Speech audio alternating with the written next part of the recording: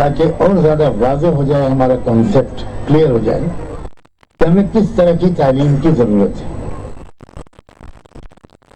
ایک بات سمجھیے اصولی طور پر، بہت سادہ لفظوں میں، ہر قوم کا اپنا ایک گول ہوتا ہے، اس کا اپنا ایک مشن ہوتا ہے،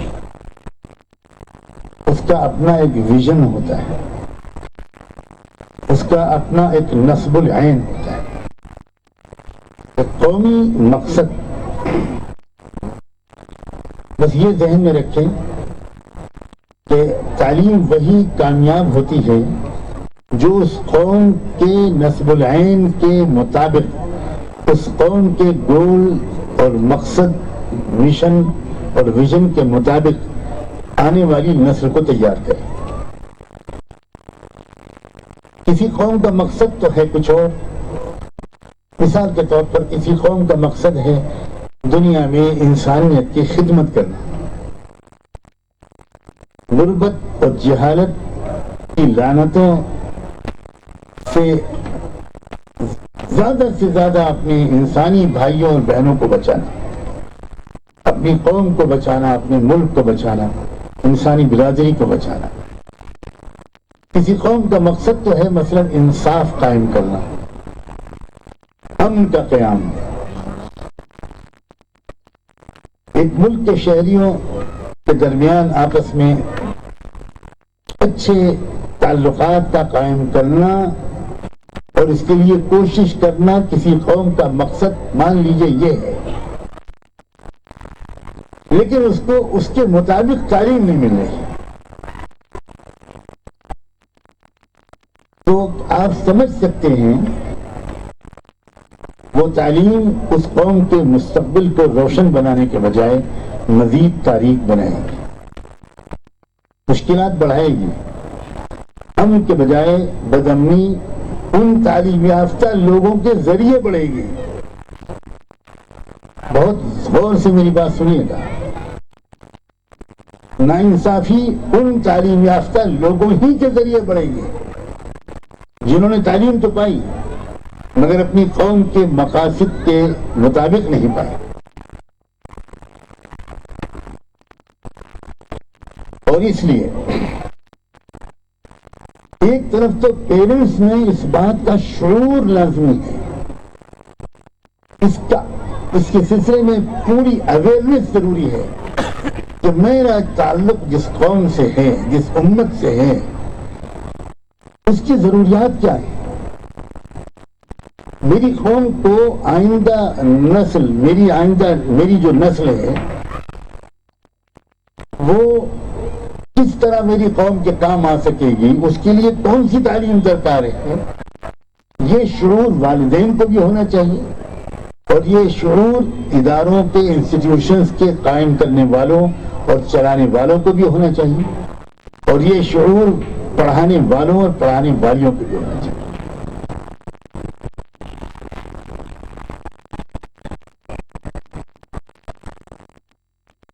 اس وقت کی صورتحال کیا ہے؟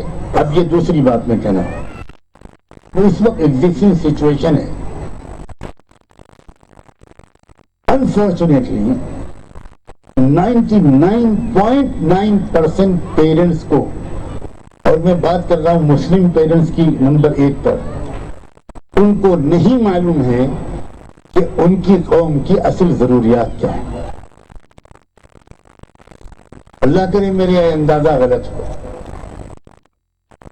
میں بہت خوش ہوں گا اگر کوئی ثابت کرے کہ نہیں، ایسا نہیں ہے۔ 99.9% لوگوں کو جو نماز بھی پڑھتے ہیں، برقع بھی پہنتے ہیں، لیکن قومی مقصد، قومی ذمہ داری، ایک کلیکٹیو، ایک امت کی رسپانسبلٹی،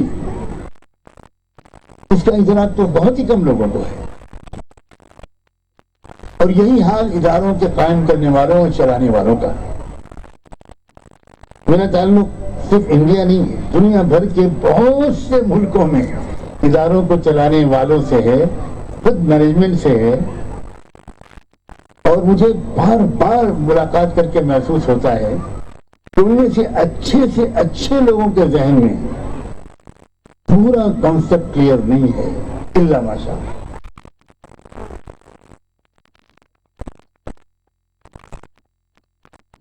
اب میں تیسری بات عرض کرتا ہوں، بہت ترتیب کے ساتھ بات کہنے کی کوشش کر رہا ہوں اور تو بالکل فوکس رہیے، صرف اسی ایک ٹاپک پر میں اس وقت بات کروں. پہلے ہم کو یہ بات تازہ کرنی چاہیے اور گہرائی سے سمجھنی چاہیے کہ ہماری قوم کو، ہماری امت کو، ہمارے ملک کو اور ہماری انسانی برادری کو، ہماری ملکی برادری کو اور ہماری عالمی انسانی برادری کو کس قسم کی نسل کی ضرورت ہے. کیا وہ نسل قوم کی ایک مکمل خدمت کے لیے کافی ہے، جس کے بعد ڈگری ہو انجینئرنگ کی، جس کے بعد ڈگری ہو مینجمنٹ کی، جس کے بعد ڈگری ہو لا کی، میڈیسن کی، پولیٹیکل سائنس کی، اکنامکس کی، لیکن اس کے اندر کوئی درد غربت کو مٹانے کا نہ ہو، کوئی فکر نہ ہو، کوئی غم نہ ہو، کوئی کنسرن نہ ہو، وہ سیلفش ہو، اس کو بس اپنے کیریئر سے غرض ہو، وہ اپنی فیملی کے لیے اچھا بنگلہ، اچھی کار، اس کے لیے تو وہ اسٹرائیو کرتا ہو، لیکن باقی اس کو کوئی ذمہ داری کا احساس نہ ہو. ایسی نسل اگر تیار ہوگی تو کیا قوم، ملک، امت بہتری کی طرف جائے گی یا بدتری کی طرف جائے گی؟ جتنی کرپشن ہو رہا ہے، اور اب یہ میں اگلی بات پانچویں کہہ رہا ہوں، جتنا کرپشن ہو رہا ہے، جتنے اسکیمز ہو رہے ہیں، جتنے گھوٹالے ہو رہے ہیں، جتنا billions and billions and trillions of dollar عوام کے ہارڈ ارنڈ منی کے، ان کو جس طرح ویسٹ اور ایکسپلائٹ کیا جا رہا ہے، مس یوز کیا جا رہا ہے، ابیوز کیا جا رہا ہے، یہ سب کرنے والے سب ہائیلی کوالیفائڈ لوگ ہیں. پہلے زمانے میں ان پڑھ آدمی چوری کرتا تھا تو میرے اور آپ کی جیب کا پرس نکال لیتا تھا، جس میں 400-500 روپے ہوتے تھے. اب اس زمانے میں جو چوری ہو رہی ہے وہ کئی لاکھ کروڑ کی ہو رہی ہے.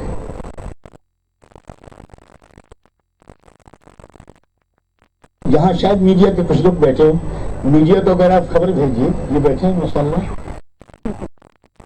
میڈیا کو آپ خبر بھیجیے کہ آج گھوٹالہ پکڑا گیا 65,000 کروڑ کا. تو میڈیا والے کہتے ہیں یار یہ تو مونگ پھلی بیچنے والے کی بات ہے، یہ بھی کوئی خبر ہے چھاپنے.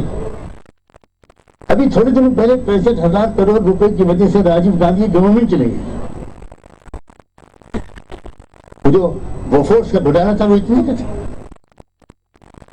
یہ جتنے اسکیمز ہو رہے ہیں، ابھی چند سال پہلے دلی کا اندرا گاندھی انٹرنیشنل ایئرپورٹ بنا، اس کے بعد میں سی اے جی کی رپورٹ آئی کہ اس میں جو کرپشن ہوا ہے وہ 1,85,000 کروڑ کا ہے. یہاں آپ میں سے میتھمیٹک کے ٹیچر بیٹھے ہوں گے، ذرا مجھے پلیز لکھ کے دکھائیں ڈیجٹ میں، انشاءاللہ ایک آدھ زیرو گڑبڑ ضرور ہوگا، لکھ ہی نہیں پائیں گے آپ. اور یہ جو چوری کر رہے ہیں لوگ، یہ بے پڑھے لکھے لوگ نہیں کر رہے ہیں، یہ ہارورڈ کے پڑھے ہوئے ہیں، یہ کیمبرج کے اور آکسفورڈ کے پڑھے ہوئے ہیں، یہ اسٹینفورڈ کے پڑھے ہوئے ہیں، یہ لیڈز کے پڑھے ہوئے ہیں. لیکن وجہ کیا ہے؟ ان کو جو ایجوکیشن ملی ہے وہ صرف ان کو اپنا پرسنل کیریئر بنانے کے لیے ملی. ساری دنیا کی بدامنی اور ظلم کی بہت بڑی وجہ اس وقت ایجوکیشنل سسٹم ہے. کیونکہ یہ سسٹم پروفیشنل تو تیار کر رہا ہے، لیکن پروفیشنلز وداؤٹ ویلیوز، ایسے پروفیشنل جن کے دل میں اخلاقی قدریں بالکل نہیں، اور رحم بھی ان کے اندر نہیں، بے رحم لوگ، مرسی لیس لوگ، سیلفش لوگ، کرمنل مائنڈ سیٹ کے لوگ. ایسے ایجوکیشن سے میں قسم کھا کے کہنے کو تیار ہوں ان پڑھ رہنا بہت اچھا ہے، بالکل بہت اچھا ہے. کبھی کوئی ان پڑھ اتنا بڑا نقصان انسان کو نہیں پہنچا سکتا.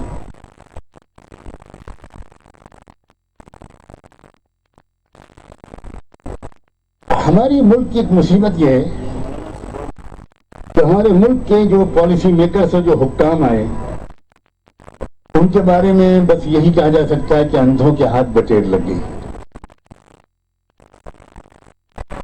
یہ اس قابل لوگ بالکل نہیں تھے کہ یہ ایک محلے پر رول کرتے.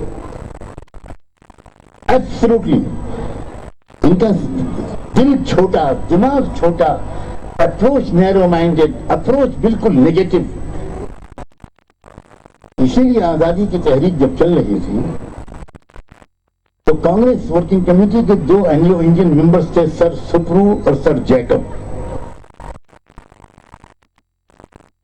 ان دونوں کی آخری وقت تک رائے رہی کہ بھارت کو مکمل آزادی دلانا یہ بہت بڑی غلطی ہوگی. وہ کہتے تھے کہ ہم لوگ، ہماری قوم ابھی رول کرنے کی لائق نہیں ہے.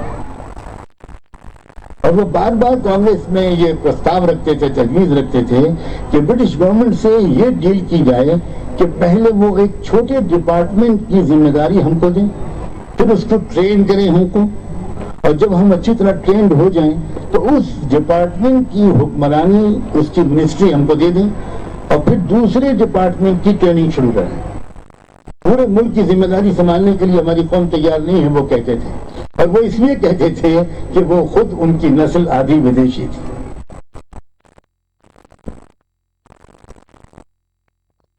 ہماری مصیبت یہ ہے کہ ہم لوگ ایک ایسے سسٹم سے باندھ دیے گئے، میں الفاظ بول رہا ہوں، باندھ دیے گئے. آپ کو ان بورڈز کو فالو کرنا ہی پڑے گا. ایبسولوٹ یہ آزادی کے خلاف بات ہے. ہر کمیونٹی کو آزادی ہونی چاہیے کہ آپ اپنے مشن، اپنے ویژن، اپنی پرائیورٹیز اور اپنی قوم کی ضروریات کے مطابق آپ اپنی نسلوں کو تیار کریں. کانسٹیٹیوشن میں تو آزادی دی گئی کہ آپ اپنی نسلوں کو اپنے حساب سے ایجوکیشن دے سکتے ہیں. کانسٹیٹیوشن میں آزادی دینے کے بعد پھر ایجوکیشنل بورڈز کے ذریعے سے ہماری آزادی چھین لی گئی. اور جتنی آزادی ابھی بھی ہم کو ملی ہوئی ہے، ہمارے انسٹیٹیوشنز چلانے والے لوگوں کی ہمت کی کمی کی وجہ سے اور مطالعے کی کمی کی وجہ سے اور ایکسپرٹیز کی کمی کی وجہ سے اور مشورے کے کلچر کے فقدان کی وجہ سے ہم اس آزادی کو بھی صحیح طریقے سے اکثر جگہ یوز نہیں کر رہے.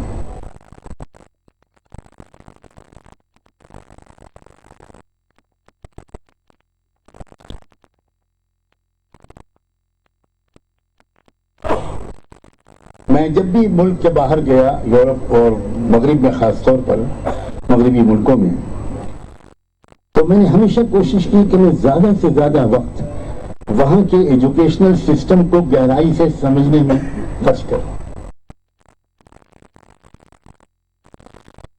مثلا برطانیہ، انگلینڈ، بریٹن، اس کے ایجوکیشنل سسٹم کے بارے میں یہاں مختصراً ایک بات کہتا ہوں کہ انہوں نے 2 پیرالل سسٹم بنائے ہوئے ہیں. ایک سسٹم بنایا ہے انہوں نے اپنے رولنگ کلاس کے لیے، جو برطانیہ پر حکومت کرے گا، جو پالیسی میکرز ہوں گے، جو ممبرز آف پارلیمنٹ ہوں گے، جو elite class of the society ہوگا. اس اسکول نیٹ ورک کا نام ہے گرامر اسکول. اس کے قاعدے ضابطے سن کر آپ حیران ہو جائیں گے. ان میں سے اکثر اسکولوں میں کو ایجوکیشن نہیں ہے. یہ انگریز کرتے ہیں جنہوں نے ساری دنیا کو شاید ننگا پن سکھایا ہے، لیکن وہ جانتے ہیں وہ ننگا پن ساری دنیا کو سکھاتے ہیں تاکہ دنیا کرپٹ ہو جائے اور ان سے ٹکر نہ لے سکے، اور اپنی نسلوں کو وہ ویلیوز کے ساتھ پڑھواتے ہیں. گرامر اسکول کے 8, 10, 12 کلومیٹر کے ریڈیس میں کوئی سینما ہال الاؤڈ نہیں ہے، کوئی پب، کوئی کلب، کوئی جوا گھر، کچھ بھی اس کو لائسنس اور پرمٹ نہیں مل سکتا. بالکل نیٹ اینڈ کلین اور نیبرہڈ ہوتا ہے تاکہ بچے ٹوٹل کنسنٹریٹ کریں اپنے پڑھائی پر. اور گرامر اسکول کے نیٹ ورک کے سوا جو پورے ملک کی عام آبادی ہے، جس میں افریقنس ہیں لاکھوں کی تعداد میں، ایشینس ہیں، ساؤتھ ایشینس ہیں، انڈیا، پاکستان، بنگلہ دیش، افغانستان، ملیشیا، انڈونیشیا اور دنیا کے اور ملکوں سے، افریقی ملکوں سے آئی ہوئی آبادی وہاں جو بستی ہے، ان کا داخلہ ان اسکولوں میں نہیں ہوتا. ان کے لیے انہوں نے عام اسکول کھول رکھے ہیں، اور ان اسکولوں کا حال یہ کہ ان اسکولوں کے گیٹ کے ساتھ نہیں بلکہ دونوں چاروں طرف وہ سنیما ہال بھی ہوتے ہیں، پب بھی ہوتے ہیں، کلب بھی ہوتے ہیں، جو گھر بھی ہوتے ہیں. چنانچہ بچوں اور بچیوں کا وقت اسکول میں کچھ کم اور ان جگہوں پر زیادہ گزرتا ہے،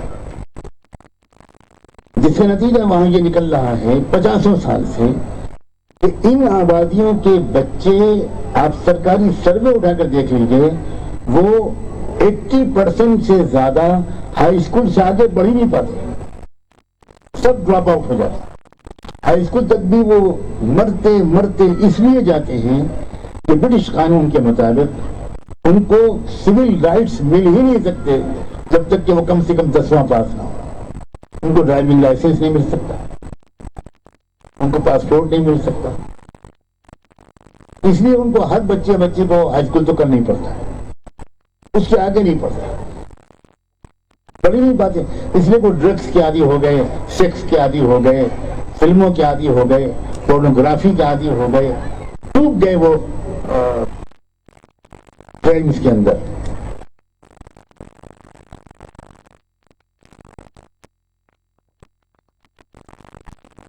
یہی حال کچھ اور ملکوں کا بھی ہے، میں تفصیلات میں نہیں جاتا. ایک اور فرق پایا میں نے، ہمارے جو ملک کا ایجوکیشنل سسٹم ہے اس میں چھوٹے ہی بچوں کو 14-15 سبجیکٹس پڑھائے جاتے ہیں. ایک ڈنکی کا بوجھ ہوتا ہے، گدھے کا بوجھ اس کے بیک پر، جو میڈیکلی بھی غلط ہے، سائنٹیفکلی بھی غلط ہے، سائیکولوجیکلی بھی غلط ہے. بچوں کی گروتھ رک جاتی ہے، مینٹل گروتھ رکتی ہے، فزیکل گروتھ رکتی ہے، اور بچوں کا ٹیلنٹ دب جاتا ہے، اور ان کو پڑھائی بوجھ ہونے لگتی ہے، وہ انجوائے نہیں کرتے. میں نے گرامر اسکول میں دیکھا کہ وہ 5-7 سال سے کم کے بچے کا ایڈمیشن ہی نہیں ہوتا.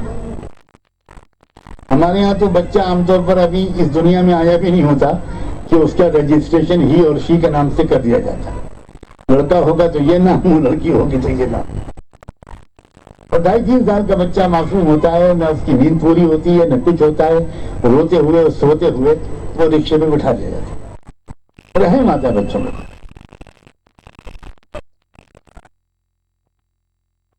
اور ہم لوگوں نے بھی طے کر رکھا ہے، ہمارے پالیسی میکرز نے، کہ مغرب کی تمام غلط باتوں کو ہم لیں گے، اچھی باتوں کو نہیں لیں گے.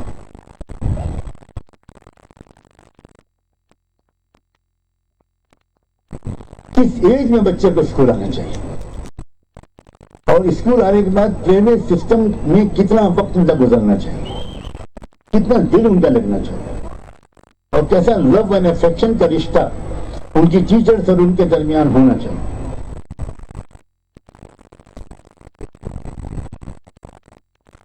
اسی لیے ان گرامر اسکول سے جو پڑھ کر لوگ نکلتے ہیں، اب تک برطانیہ کے جو پرائم منسٹرز ہوئے ہیں 87% گرامر اسکول کے پڑھے ہوئے ہیں.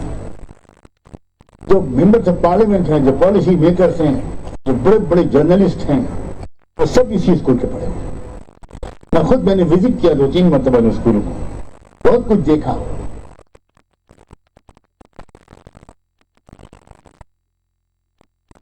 اقرا انٹرنیشنل اسکول جیسے اسکولوں سے، اور خاص طور پر اس اسکول اس ادارے سے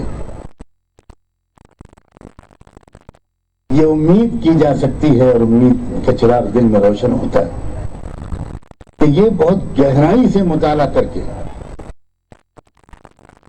یہ جو ریسرچ اینڈ ڈیولپمنٹ ایک یونٹ ہوتا ہے ہر انسٹیٹیوشن کا، R&D، وہ اس ادارے کا بہت مضبوط ہونا چاہیے.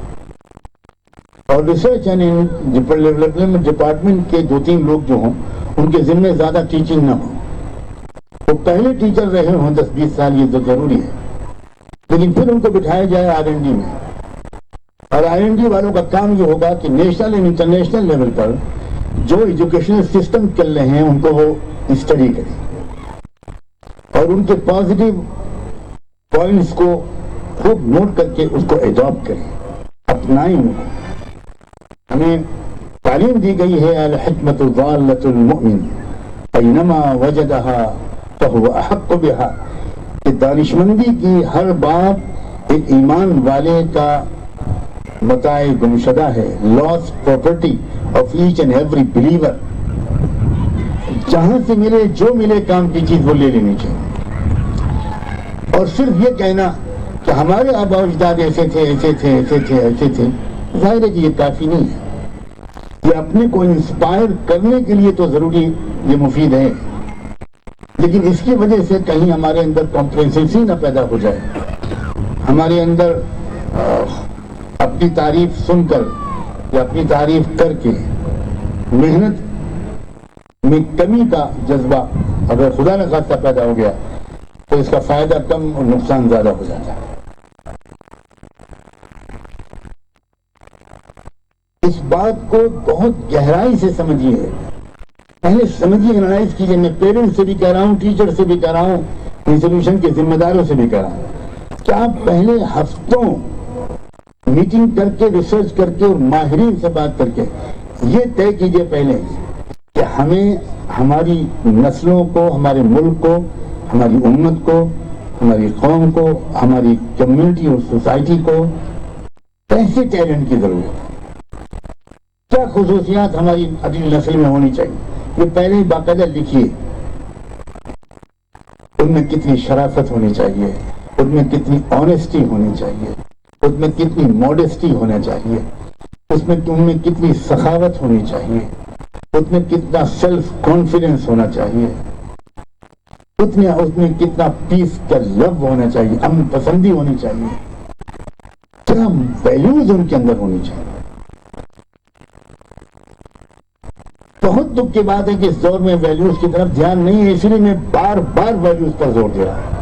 آپ کا بچہ 100% مارکس سے فارغ ہو گیا، ٹاپ کلاس ٹاپ کیا اس نے، لیکن اس کے اندر ویلیوز نہیں ہیں، تو آپ نے معاشرے کو ایک بہت نقصان دہ ایک فرد دے دی،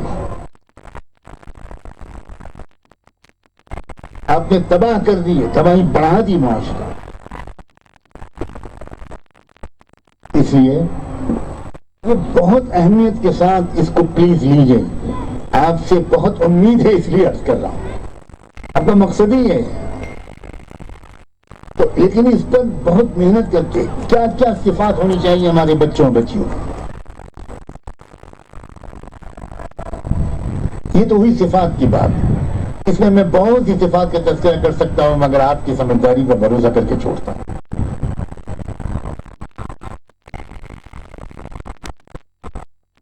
پھر پروفیشنل مہارت ان کی کس کس چیز پر ہونی چاہیے، یہ بھی آپ کو بہت ریسرچ کر کے فکس کرنے کی ضرورت ہے، اور پیرنٹس کے ساتھ کاؤنسلنگ کر کے، بچوں کے ساتھ کاؤنسلنگ کر کے ان کو ان میدان میں آگے بڑھانے کی ضرورت ہے۔ مثال کے طور پر ایک کریز ہوتا ہے آج کل ڈاکٹر بننے کا، انجینئر بننے کا، سر آنکھوں پر، مگر کیسا ڈاکٹر؟ ویسا ڈاکٹر جیسے آج کل لوٹ رہے ہیں ڈاکٹر، کم سے کم اکثریت۔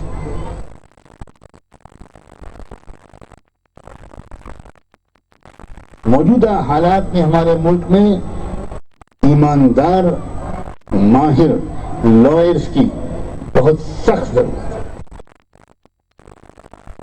جو حالات ہیں ملک میں، اس میں دن بدن اچھے وکیل اور اچھے جج کی ضرورت بڑھتی چلی جا رہی ہے، تفصیل میں جانے کی کوئی ضرورت نہیں، اور سب سے برا حال اسی لائرز برادری کا ہے۔ اب تو نہیں ہے وہ بات ایسی، لیکن پہلے کہا جاتا تھا کہ ایک وکیل جب پیدا ہو جاتا ہے تو ابلیس کہتا ہے مجھے نئی اولاد کی اب ضرورت نہیں، لیکن اب نہیں ہے، اب بہت اچھے وکلا تیار ہو گئے، لیکن جتنی ضرورت ہے اس کے لحاظ سے ہم کو باقاعدہ ٹارگٹ بنانا چاہیے میڈیکل کالج کھولنے کا کریز ہے مسلمانوں میں اور اچھی بات ہے، لیکن لا کالج کھولنے کی اہمیت کا احساس ابھی اتنا نہیں ہوا جتنے کی کمیونٹی کو، سوسائٹی کو، دیش کے مظلوموں اور غریبوں اور دبے کچلے لوگوں کو اچھے وکیلوں کی ضرورت ہے جو ان کو انصاف دلا سکے۔ آئے دن لوگ جیل میں ٹھوسے جا رہے ہیں اور آئندہ آنے والے دنوں میں ابھی یہ ظلم اور بڑھنے والا ہے۔ تو قومی ضروریات کیا ہیں، پرائرٹیز کیا ہیں، ان کا بھی گہرائی سے مطالعہ کرنا پڑے گا۔ پھر ہمیں سائنٹسٹ لوگوں کی ضرورت ہے جو آزاد سائنٹسٹ ہوں۔ آزاد سائنٹسٹ کا مطلب کیا؟ عجیب بات ہے، ہمارے ملک میں ایک بھی مسلم سائنٹسٹ علی گڑھ مسلم یونیورسٹی جیسی یونیورسٹی پیدا نہیں کر سکی جو سائنس کی کسی پرانی تھیوریز پر نئے سرے سے ریسرچ کرے۔ ہم اب بھی ڈارون کی تھیوری پڑھا رہے ہیں، بندر کی اولاد۔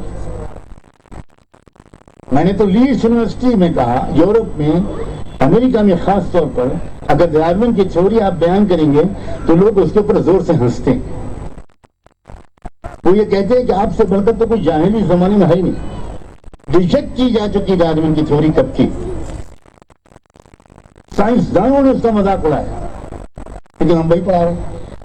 ہمارا NCERT والے دلی کے ایڈریس پر ابھی تک وہ لفافہ پہنچے گی، ان کو CA اور NRC سے فرصت نہیں، بڑے اہم کام لیے بیٹھے ہیں ماشاءاللہ۔ آپ یورپ میں نہیں آپ ڈارون کی تھیوری پر بات کر سکتے، ریجیکٹ ہو چکی تھی۔ ہمیں ایسے سائنسدانوں کی ضرورت ہے۔ قرآن مجید میں ہزاروں حقیقتیں وہ بیان کی گئی ہیں جن تک آج تک سائنسدان نہیں پہنچے۔ ہمیں ایسی تعلیم کی ضرورت ہے۔ یاد رکھیں،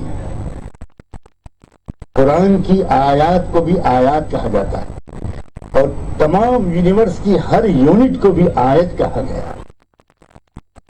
سورج بھی ایک نشانی ہے، چاند بھی ایک نشانی ہے، زمین آسمان، ستارے، پھل پھول، پیڑ پودے، پتے، سبزیاں، غلے، اناج، دنیا کی ہر مخلوق ایک نشانی ہے۔ اگر قرآن ورڈ آف گاڈ ہے تو this whole universe is work of God, یہ خدا کا کام ہے۔ اور جو خدا کے کام کو بہتر انڈرسٹینڈ کر سکتا ہے وہی خدا کے کلام کو بہتر سمجھ سکتا ہے، اور جو خدا کے کلام کو بہتر سمجھ سکتا ہے وہی خدا کے کام کو بہتر سمجھ سکتا ہے۔ اسلام نے ایسی اپروچ سکھائی تھی۔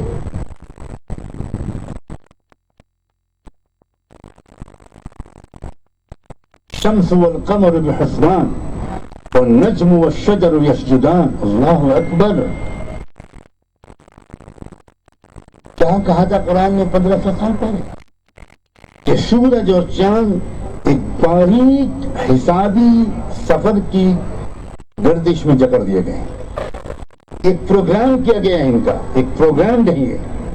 اور کل فی فلک یسبحون، ہر ستارہ اپنے آربٹ میں سوئم کر رہا ہے۔ آج کے سائنسدان جب اس آیت کو پڑھتے ہیں تو سوائے سجدہ کرنے کا اور کلمہ پڑھنے کے ان کے سامنے کوئی چارہ نہیں رہتا۔ فلک اور آربٹ اور ستاروں کا موومنٹ کے لیے یسبحون کا لفظ بولنا، سوئم کرنا، اسپیس واک کے لیے دنیا کی سب سے اچھی تعبیر سوئمنگ ہے۔ چنانچہ جو خلاء میں جاتے ہیں لوگ، جو اسپیس میں جاتے ہیں، ان کو سوئم کرنے کی ٹریننگ دی جاتی ہے، کیونکہ ان کو وہاں جو واک کرنا ہے وہ گریویٹی سے اوپر ہوتے ہیں، تو وہاں پر ان کی جو نقل و حرکت اور موومنٹ ہے نتھنگ ادر دین سوئمنگ۔ اور ایسے ہزاروں آیتیں ہیں قرآن میں۔ ایک بچہ جو پیدا ہوتا ہے، جب ایک لیڈی، ایک عورت، ایک بیوی کنسیو کرتی ہے، اس اسٹیج سے لے کر جو ڈفرینٹ اسٹیجز ہیں اس کے، ان ڈفرینٹ اسٹیجز کا جیسا ونڈرفل اور زبردست اور اسٹونشنگ بیان قرآن نے کیا ہے، اس کو پڑھ کر دنیا کے کتنے ایمبرالوجسٹ اسلام لا چکے ہیں کہ بھئی یہ تو آج تک میڈیکل سائنس دریافت نہیں کر سکے. فی ظلمات ثلاث، قرآن نے ایک جگہ کہا کہ وہ بچہ جو ہوتا ہے وہ 3 اندھیروں میں ہوتا ہے. یہ 3 اندھیرے کیا چیز ہے؟ یہ لیٹسٹ میڈیکل سائنس اور گائنیکولوجی اور ایمبرالوجی، اس نے تحقیق کرتے کرتے کرتے کرتے وہ پہنچے کہ بچے کی سیفٹی کے لیے اور مومنٹ اور روشنی کے نامناسب اثرات سے بچنے کے لیے کس طرح اس کو جکڑا جاتا ہے اور کیسے وہ 3 تہوں کے اندر رہتا ہے. یہ تو لیٹسٹ بالکل انکشاف ہے. اور جب ان سائنسدانوں کو بتایا گیا کہ آج آپ بلینز آف ڈالرز خرچ کر کے جس نتیجے تک پہنچ رہے ہیں، اس کا انکشاف اس نبی کی لائی ہوئی اس کتاب میں ہو چکا جو اپنا نام خود لکھ نہیں سکتا تھا، تو آپ کیسے انکار کر سکتے ہیں کہ یہ کتاب خدا کی بھیجی ہوئی نہیں ہے؟ چنانچہ فرانس کے سب سے پہلے ایمبرالوجسٹ ڈاکٹر نے اسلام قبول کیا. میں اس کی فیملی سے ملا ہوں، اس سے تو نہیں ملا، لیکن اس کی فیملی مدینہ منورہ آئی تھی عمرہ کرنے کے لیے، وہ لوگ آئے تھے، میں وہیں تھا. تو میری ملاقات ہوئی، مجھے رشک آیا ان بچوں اور انگریز بچوں اور بچیوں کے ایمان پر. وہ جس طرح سجدے میں گر کر روتے تھے، اللہ کرے ہمیں اور آپ کو بھی نصیب ہو جائے. اور ایسے بہت لمبی فہرست ہے. ہمارے اسکولوں میں ایک تو پابندی کرنی پڑتی ہے بورڈ کی، کوئی حرج نہیں، بورڈ کی پابندی کیجیے، لیکن اگر آپ کا ویژن بڑا ہے، مشن لمبا ہے اور آپ کا R&D ڈپارٹمنٹ مضبوط ہے، تو پھر آپ ایسے سائنٹسٹ پیدا کر سکتے ہیں اور کرنا چاہیے جو اس موجودہ سائنس کے حقائق کو سمجھیں یا ان کے نظریات کو سمجھیں. اور قرآن میں جو ہزاروں سائنٹیفک باتیں بتائی گئی ہیں، ہزاروں، ہر چند آیتوں کے بعد کوئی سائنٹیفک حقیقت ہے جس کے اوپر سے پردہ اٹھایا گیا. لیکن ہمارے علماء سائنس نہیں جانتے اور ہمارے یونیورسٹی اسٹوڈنٹس قرآن نہیں جانتے. یہ ادھورا پن ہے دنیا کی بربادی کا سبب.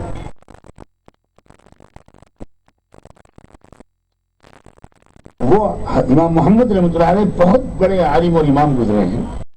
اسلامی قانون کے جو دنیا کے چند بڑے پلرز ہیں ان میں سے ایک امام محمد ہے. انٹرنیشنل لا پر ان کی جو کتاب ہے، انٹرنیشنل ریلیشنز پر جو ان کی کتاب ہے، پولیٹکس پر جو ان کی کتاب ہے، وہ امام محمد رحمۃ اللہ علیہ کہا کرتے تھے کہ من لم یعرف احوال زمانہ فہو جاہل. جو عالم اپنے زمانے کے حالات کو نہیں جانتا وہ جاہل ہے. اکنامک سسٹم کو نہیں جانتے ہم تو ہم شیئر مارکیٹ کے بارے میں کیسے فتویٰ دے سکتے ہیں؟ ہم اسٹاک مارکیٹ کے بارے میں لوگوں کو گائیڈ کیسے کر سکتے ہیں؟ ہم کہتے رہیں گے یہ حرام ہے، یہ حرام ہے، یہ حرام ہے، یہ حرام ہے. کچھ دن کے بعد لوگ کہیں گے آپ خود حرام ہیں. کیونکہ دس از ناٹ اے سولوشن. اسلام بالکل اجازت نہیں دیتا علماء کو کہ وہ صرف حرام حرام کہتے ہیں. اسلام کہتا ہے تمہارا فرض یہ بھی ہے کہ آلٹرنیٹو بتاؤ، متبادل بتاؤ. رحمت دو عالم صلی اللہ علیہ وآلہ وسلم کی خدمت میں سیدنا بلال حبشی رضی اللہ عنہ آئے اور کچھ کھجوریں ہدیے کے طور پر اللہ کے رسول کو پیش کی. بہت عمدہ کھجوریں تھیں. حضور نے فرمایا اتنی شاندار کھجوریں کہاں سے لائے ہو بلال؟ انہوں نے کہا حضور میرے پاس ذرا معمولی والی کھجوریں تھیں اور ایک شخص کے پاس بہت عمدہ کھجوریں تھیں، تو میں نے اپنی معمولی والی کھجوریں اس کو دے دی اور اس سے اچھی والی کھجوریں خود لے لی. اللہ کے رسول نے فرمایا یہی تو سود ہے، یہی تو انٹرسٹ ہے. تم کو یہ نہیں کرنا چاہیے تھا، تم اپنی معمولی کھجوروں کو بیچ دیتے، اس کی پرائس سے تم اچھی کھجوروں کو خرید لیتے. ابھی جو ٹرانزیکشن ہوتا ہے ایک ہی جنس کا دوسری جنس کے ساتھ، اس میں کتنا زبردست ایکسپلائٹیشن ہوتا ہے یہ وہ لوگ جانتے ہیں جو کسانوں کے سودے کو جس طرح خریدا جاتا ہے اس پر جن کی نظر ہے. وہ جانتے ہیں کہ اسلام نے کہاں سے راستہ بند کیا ہے کسانوں پر ظلم کا. اسلامی فقہ کس قدر انصاف پسند ہے، ترقی پسند ہے. کسی طرح کا ایکسپلائٹیشن اور ظلم کسی صورت میں نہیں ہونے دینا چاہتی شریعت. اب ایسے علماء چاہیے تو ایگزسٹنگ اکنامک سسٹم کو بھی جانتے ہوں، اسلامی قانون کو بھی، اور ایسے ہی ایسے مینجمنٹ کے لوگ چاہیے جو مینجمنٹ کے قرآنی اصولوں کو جانتے ہیں، ایسے وکلا چاہیے، ایسے ججز اور ڈاکٹرز چاہیے، بڑی سوچ میں آئیے۔ صرف بچے اور بچیاں حفظ کر لیں، اس پر رکیے گا مت، یہ میرا مشورہ۔ یہ بہت اچھا قدم ہے، but it's just a beginning. مسلمانوں کے اندر یہ ذہن میرا بچہ حافظ بن جائے بس، یہ بہت شکست خوردہ ذہن ہے بھائی۔ بہت جو آج جن کا آپ حافظ بناتے ہیں، ذرا سوسائٹی میں سروے کیجیے، ان میں سے کتنے بچے اور بچیاں بڑے ہو کر قرآن کو یاد رکھ پاتے ہیں؟ اس کا اسٹیٹسٹکس ہمارے پاس ہونی چاہیے، کیونکہ یہ بچے جب جڑے نہیں رہیں گے اسلامی خدمت سے تو یہ قرآن یاد نہیں رکھتا ہے۔ ان کو عالم بھی بننا چاہیے، یہ میں کہنا چاہتا ہوں۔ اور اس سے بڑھ کر کوئی جھوٹ نہیں ہے کہ دینی اور عصری یا جدید اور قدیم یا ماڈرن اور دینی تعلیم ایک ساتھ نہیں ہو سکتی۔ اول تو مجھے سمجھ میں نہیں آتا کہ یہ ماڈرن تعلیم کہاں سے ہوگی؟ کیا ایگریکلچر سائنس پہلے نہیں تھی؟ کہاں سے غلہ اگتا تھا؟ کیا پولیٹیکل سائنس پہلے نہیں تھی؟ کیا میڈیکل سائنس پہلے نہیں تھی؟ کیا دوا علاج پہلے نہیں ہوتے تھے؟ یہ کس خاندانی بیوقوف نے کہا ہے کہ یہ ماڈرن ایجوکیشن؟ میرا خیال یہ ہے کہ ددیال بھی اس کا بیوقوف ہے، ننیال بھی بیوقوف ہے، اور ہمارے ملک کے جو موجودہ دو بیوقوف ہیں، بس ان سے کچھ کم درجے کا وہ بیوقوف ضرور ہے۔ میں نے تو نام کسی کا نہیں لیا، آپ لوگ پتہ نہیں کیوں ہنس رہے ہیں۔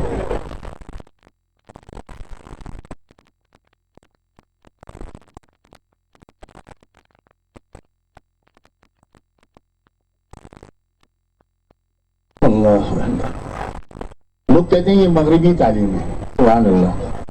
مغرب کی ولادت 300-400 سال پہلے ہوئی ہے، اس سے پہلے علوم کہاں تھے؟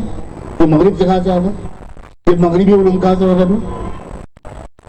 یہ جدید علوم کہاں سے ہو گئے؟ یہ آفاقی علوم ہیں، یہ یونیورسل سائنسز ہیں، کسی قوم کی اجازت داری اس کے اوپر نہیں ہے۔ یہ نسل در نسل مختلف قوموں نے ان علوم کی خدمت کر کے اس کو آگے بڑھایا ہے۔ ہماری مشکل یہ ہے کہ ہمارے پاس یہ علوم جو اس وقت آئے ہیں، یہ یورپ کی پائپ لائن سے گزر کر آئے، اور پائپ لائن اگر ناپاک یا گندی ہو تو اس میں تو اگر زمزم بھی گزر کر آئے گا تو ناپاک ہو جائے گا۔ تو تھوڑا ہم کو اس کو پیوریفائی کرنا پڑے گا، فلٹر کرنا پڑے گا۔ علوم بہترین نہیں ہے، لیکن ان کو فلٹر، ایک پلانٹ لگانا پڑے گا آپ کو کہ جہاں سے یہ فلٹر، کیونکہ سائنس کی بورڈ کی کتاب میں آپ ڈارون کی تھیوری جب پڑھائیں تو آپ کے ٹیچر کو اتنا ٹرینڈ ہونا چاہیے کہ وہ بچوں کو بتائے کہ بیٹا یہ تھیوری ہے، اس کو رکھ لینا، اور ایگزام میں یہ کوشچن آئے تو استغفر اللہ پڑھتے ہوئے یہی جھوٹ لکھ دینا، but this is not true.